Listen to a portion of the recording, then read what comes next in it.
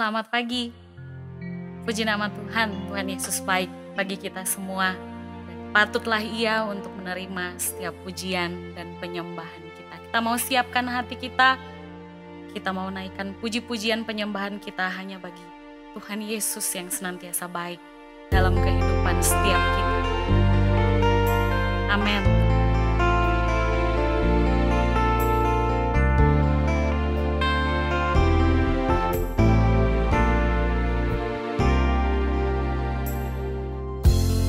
I sing praises to your name, oh Lord, praises to your name, oh Lord, for your name is great and greatly to be praised. I sing praises to your name, oh Lord, praises to your name, oh Lord, for your name is great and greatly to be praised. I sing praises to your name, oh Lord, praises to your name, oh Lord, for your name is great and greatly to be praised. I sing praises to your name, oh Lord, praises to your name, oh Lord, for your name is great and greatly to be praised.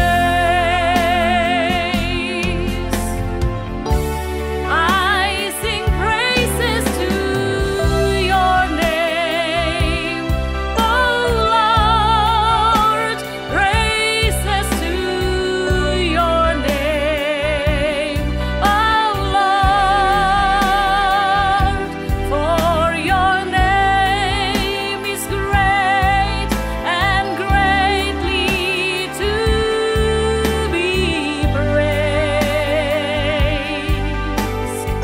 Oh, I sing praises to your name, oh Lord, praises to your name, oh Lord, for your name is great and greatly to be praised.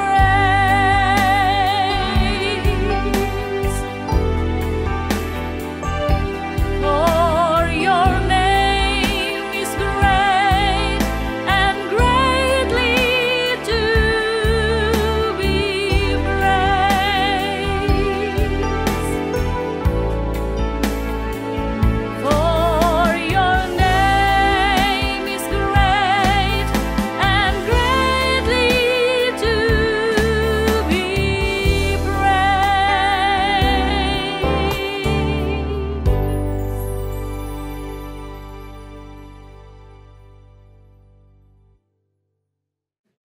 Selamat pagi Bapak Ibu Saudara yang kasih oleh Tuhan. Kembali lagi pagi hari ini kita sama-sama belajar untuk merenungkan kebenaran firman Tuhan. Dan di pagi hari ini kita akan belajar sesuatu hal yang harus dilatih, yang sering sekali kita alami. Kita sering sekali gagal di tengah jalan sehingga membuat kita gagal masuk dalam rencana Allah. Nah, kenapa kita tidak sampai? Kenapa orang Kristen tidak sampai kepada tujuannya? Karena di tengah jalan bertemu dengan hal-hal yang membuat kita terhalang untuk maju. Apa itu? Kecewa atau kekecewaan. Nah, mari kita buka Yohanes 16. Di situ judul perikopnya berkata bertekun. Dan salah satu kegagalan kita adalah tidak bertekun. Mungkin setelah 3 bulan kita berdoa, mungkin setelah bertahun-tahun, Tuhan tidak menjawab doa kita. Dan kita coba pergi ke Tuhan yang lain. Dan Tuhan yang lain jangan selalu kita berpikir itu dukun. Kalau kita sudah tidak berpikir tentang Dia, kalau kita sudah tidak berpikir tentang Tuhan, kita sudah punya Tuhan yang lain. Nah, bahkan uang disebut mamon memiliki arti Allah saingannya Allah. Nah, ternyata uang bukan hanya benda mati yang punya nilai tukar, tetapi dia punya kuasa. Dan Allah yang lain itu juga bisa kekuatan diri sendiri, terlalu percaya dengan diri sendiri, mengandalkan kekuatan atau kedudukan dan lain sebagainya. Nah, di sini kita melihat waktu kita meragukan Allah, di sini mungkin kita kecewa kepada Dia. Dan di ayat yang pertama dari Yohanes 16 dikatakan, semuanya itu kukatakan kepadamu, supaya kamu jangan kecewa dan menolak aku. Kamu akan dikucilkan, bahkan akan datang saatnya bahwa setiap orang yang membunuh kamu akan menyangka bahwa ia berbuat bakti kepada Allah. Mereka akan berbuat demikian karena mereka tidak mengenal baik Bapa maupun aku.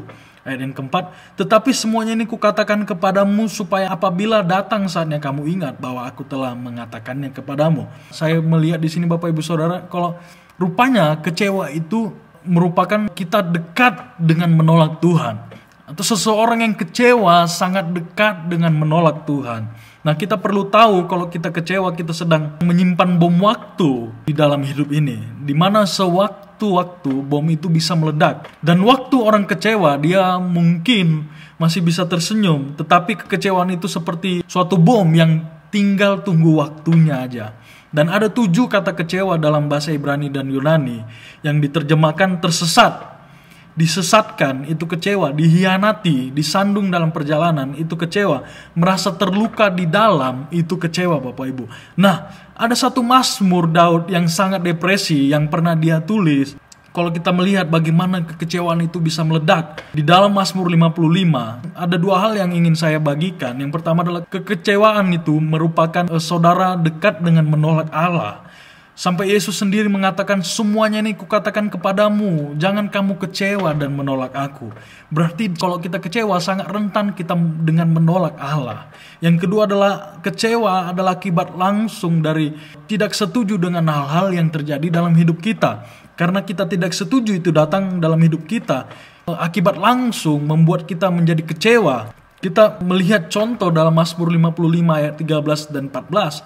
Singkatnya Bapak Ibu bisa baca dari yang pertama, tetapi kita akan ambil 2 ayat ini aja. Ayat yang ke-13 di situ dikatakan, kalau musuhku yang mencela aku masih dapat menanggungnya. Ini perkataan Daud. Kalau pembenciku yang membesarkan diri terhadap aku masih dapat menyembunyikan diri terhadap dia. Ayat ke-14, tetapi engkau orang yang dekat dengan aku, temanku dan orang kepercayaanku. Nah saudara, kalau kita melihat Mazmur ini ditulis, kenapa Daud menulis Mazmur ini begitu depresi? Dia dihianati oleh 2 orang.